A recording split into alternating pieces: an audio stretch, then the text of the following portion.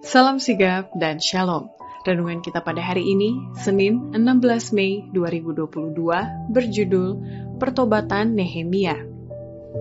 Ayat intinya terdapat di dalam Nehemia 9 ayat 33. Tetapi engkaulah yang benar dalam segala hal yang menimpa kami, karena engkau berlaku setia dan kamilah berbuat fasik. Pena Inspirasi menuliskan yang dimaksud dengan judul renungan kita pagi ini, Pertobatan Nehemia. Dan makanya kita perlu mencari Tuhan, dan segala yang tidak berkenan baginya, jauhilah hal-hal ini. Ikuti kebenaran, agar kita dapat merasakan kasih Allah yang tiada bandingnya itu adalah sebagai berikut.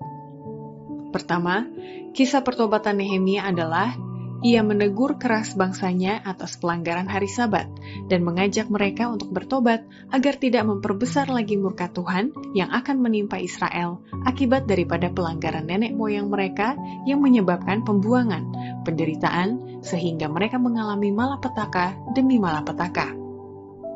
Ketika pemulihan Yerusalem pada zaman Nehemia, pelanggaran akan hari Sabat ditegur dengan keras.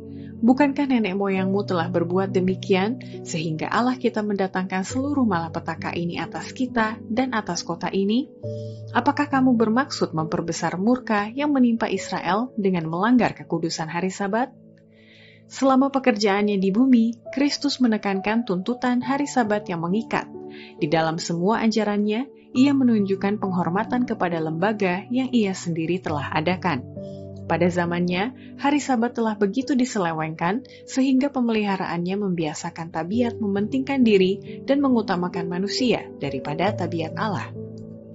Kedua, kisah pertobatan Nehemia adalah ia rajin berdoa dan mengakui segala dosanya dan dosa bangsanya, serta memohon supaya Allah mengampuni dan menunjang pekerjaan Israel dan mengembalikan keberanian dan kekuatan kepada mereka untuk bisa pulang kembali ke Yerusalem.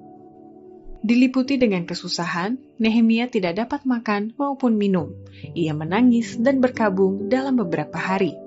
Dengan ikhlas, ia mengadakan pengakuan terhadap segala dosanya dan dosa bangsanya.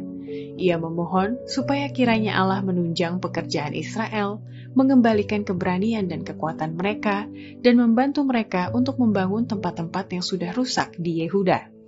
Ketika Nehemia berdoa, iman dan keberaniannya bertambah kuat. Mulutnya penuh dengan alasan-alasan yang kudus. Ia menunjuk kepada penghinaan yang akan dilontarkan kepada Allah jikalau umatnya yang kini sudah kembali kepadanya akan dibiarkan dalam keadaan lemah dan tertindas. Ia memohon kiranya Tuhan menyampaikan janjinya, bila kamu berbalik kepadaku dan tetap mengikuti perintah-perintahku serta melakukannya, maka sekalipun orang-orang buanganmu ada di ujung langit, akan kukumpulkan mereka kembali dan kubawa ke tempat yang telah kupilih untuk membuat namaku diam di sana. Ketiga, kisah pertobatan Nehemia adalah ia sabar menunggu sambil berdoa agar mendapatkan restu raja, walaupun hatinya berat dan penuh kesusahan saat itu. Dan selama menunggu, ia tetap berusaha, berdoa, dan memperlihatkan kegembiraannya di hadapan raja sampai permohonannya itu dikabulkan oleh raja untuk pulang ke Yerusalem.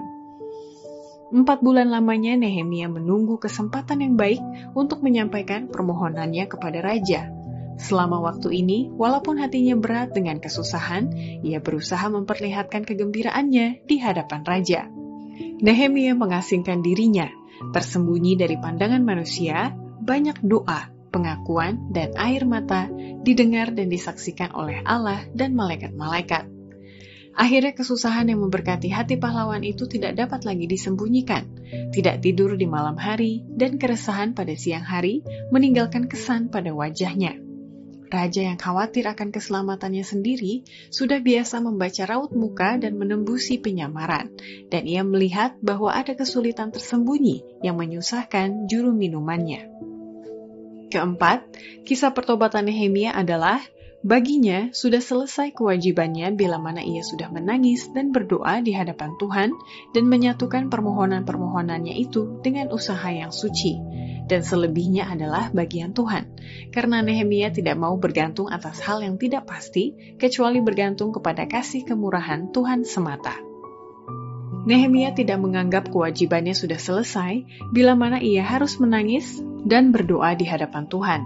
Ia menyatukan permohonan-permohonannya dengan usaha yang suci, menempatkan usahanya dengan sungguh-sungguh dan penuh doa demi keberhasilan usaha di mana ia melibatkan diri. Pertimbangan yang cermat dan rencana-rencana yang matang merupakan hal yang penting dalam memajukan usaha-usaha yang suci sekarang ini, sebagaimana pada zaman pembangunan kembali tembok-tembok Yerusalem. Nehemia tidak bergantung atas hal yang tidak pasti. Demikianlah renungan kita pada hari ini. Kiranya Tuhan memberkati kita semua.